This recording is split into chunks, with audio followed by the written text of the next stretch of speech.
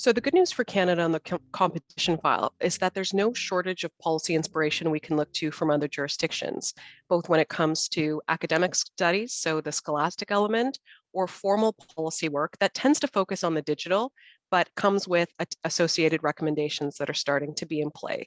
So again, an opportunity for Canada when it comes to policy diffusion and increasingly on digital competition issues, an expectation that we will get closer to policy convergence, right? Historically in Canada, we've hid behind two things, our geography and our population. That's been our rationale for our different approach to competition. But the digital economy doesn't really care about our population or the size of our country. So where should we be looking? Well, right now in the US, in addition to a historic executive order from President Biden that takes an all of government approach to competition, there are five different proposed bills that aim to address digital platforms and their power specifically. There's nothing passed yet, but there's been increasingly, I'll say, aggressive or ambitious enforcement and investigations. The other important thing about the US is that they largely take a federated approach to competition. It's almost surprising that Canada doesn't. Now, Canada has decoupled that consumer protection lens that I pointed to earlier from our competition lens, for better or for worse.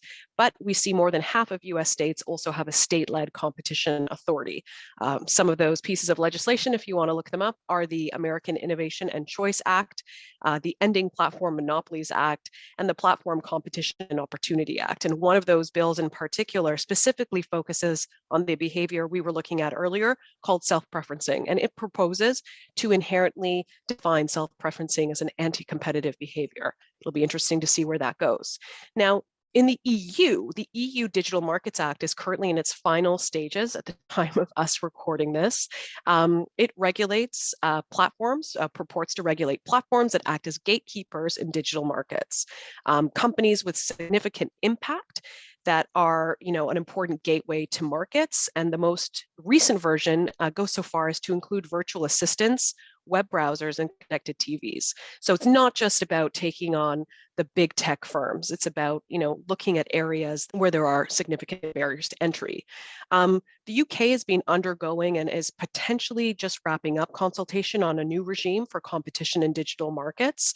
The Competition and Markets Authority that they have there supports this and has called for increased collaboration with other offices like their Information Commissioner. And that's relevant because many are pointing to the important overlaps between modernizing our privacy regime and where the intersections are with competition in Canada. Australia is also seeking feedback on potential new rules for digital platforms that are dominant, and Germany's passed the Digital Competition Act that gives more power to the Federal Cartel Office to investigate digital market power. Now, these are all examples that focus on the digital aspect, but again, modernizing competition in Canada goes beyond the digital. Right? It's about calling into question the legislative infrastructure that has governed competition in Canada to date and whether it's serving citizens' interest. I mentioned that importance of efficiency. I haven't gone into detailing something called the efficiencies defense in Canada, but there's some good material out there, much of it led by one of my research collaborators, Robin Chabon. Our general approach is, as you're studying the evolution in terms of approaches to digital policy in Canada, our economic goals have shifted. We care now about inclusive growth. We care about building back better. A competition act that's fundamentally obsessed with efficiency over anything else might be incompatible with those goals. And that's another reason we should revisit it and make sure that it's helping us achieve the goals that we have for competition and the kind of country that we want to be.